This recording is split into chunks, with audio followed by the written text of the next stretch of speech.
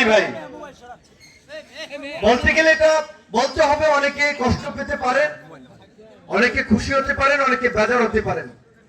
গলাচিপা দশমিনায় 50 বছরে যারা সংসদ সদস্য হয়েছেন তার মধ্যে গোলাম মাওলা রনি যে কাজ করেছেন 5 বছরে এবং যেই কাজের পাইপলাইন তৈরি করে গিয়েছেন সেটা কোনো এমপি করতে পারে নাই।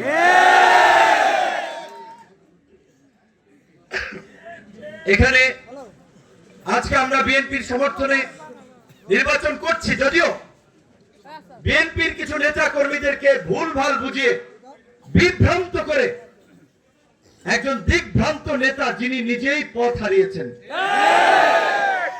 আর কোনো পদ নাই, পজিশন নাই। কবির ভাই যেটা বলেছেন 2008 সালে যখন গোলাম মাওলা রনি ভাইকে মনোনয়ন দেওয়া হয় নানান ধরনের কথা ফেসবুকে লিখেছে, বলেছে। আবার আমাকে যখন শুরুর দিকে বিএনপি চিঠি দিয়ে নেতা কর্মীদেরকে সহযোগিতা করার জন্য বলেছিল তখন থেকে শুরু করেছে অদ্যবধি নানান ধরনের অপতৎপরতা এবং আমার সাথে যারা কাজ করছে হুমকি ধামকি দিয়ে বেড়াচ্ছে। আজকে বেসরকারি বিশ্ববিদ্যালয়ের এক ছাত্র নেতা যাদেরকে সরাসরি তারেক রহমান অনলাইন মিটিং এর মাধ্যমে আন্দোলন সংগ্রামে নির্দেশনা দিয়েছেন, যাদের সাথে সরাসরি তারেক রহমানের যোগাযোগ, তাকে হুমকি দেন যে 12 তারিখের পর কিন্তু দেশে থাকতে হবে, দেখে নেবেন। চিন্তা করতে পারেন আরো অনেক নেতা কর্মীকে ওয়ার্ড পর্যায়ে, ইউনিয়ন পর্যায়ে বিএনপির নেতা কর্মীরা যারা আমার সাথে আসছে, দলের সিদ্ধান্ত মেনে কাজ করছে, তাদেরকে হুমকি দিচ্ছে যে কমিটি 5 তারিখে 12 তারিখের পরে তিনি করবেন, এই করবেন, সেই করবেন, রাজনীতি করতে হবে। তো ভাই আপনি আপনার পথটা ফিরিয়ে এনেন, আমি মনোনয়ন আপনাকে সাপোর্ট দিয়ে উঠে যাবো যদি আপনার পথটা ফিরিয়ে আনতে পারেন। আপনি বিএনপির বড় নেতা না, আপনার পথটা ফিরিয়ে এনেন, আমি নির্বাচন করবো না, আপনাকে সমর্থন দিয়ে উঠে যাবো যদি পথটা ফিরিয়ে আনতে পারবেন না। তারেক রহমানকে চ্যালেঞ্জ করে, তারেক রহমানকে বিপদে ফেলে আপনি বিএনপির নেতা সাজবেন, নেতা বলবেন, এটা তো পাগলের প্রলাপ ছাড়া কিছু না। আজকে সমস্ত মিডিয়া দেখেন এইখানকার খবরকে গুরুত্ব দিয়ে সংবাদ পরিবেশন করে। বিভিন্ন মিডিয়ায় নিউজ কি হচ্ছে, বিএনপি গণ অধিকার পরিষদকে 2টি আসনে ছাড় দিয়েছে।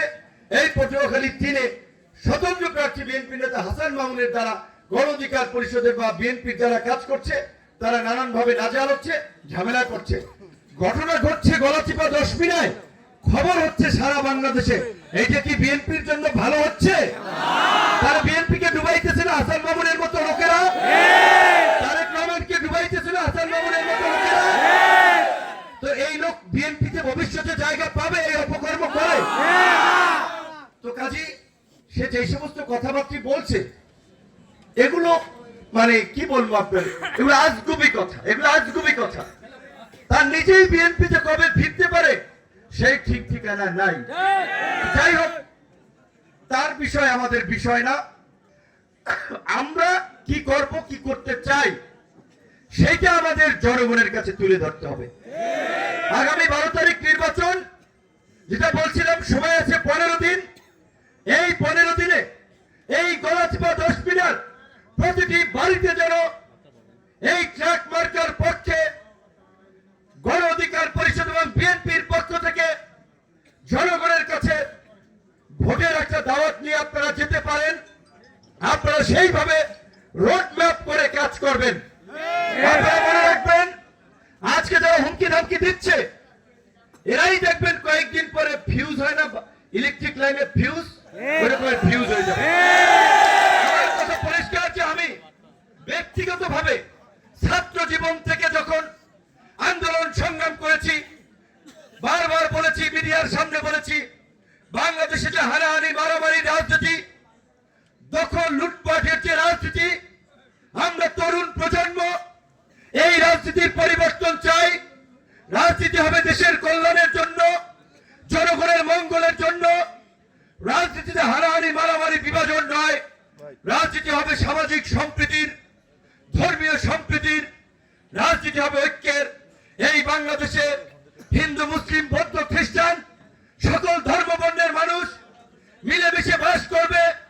হিন্দুদের ধর্মীয় অনুষ্ঠানে মুসলমানদের সহযোগিতা করবে, মুসলমানদের কাজে হিন্দুরা সহযোগিতা করবে, মিলেমিশে বসবাস করবে, রাজনৈতিকভাবে মতভেদ থাকবে, তর্ক হবে, যুক্তি সহকারে কথা হবে, চায়ের দোকানে তর্ক হবে, আবার উঠে যাওয়ার সময় হাতে হাত মিলিয়ে কাঁধে কাঁধ মিলিয়ে আমরা বাড়ি চলে যাব।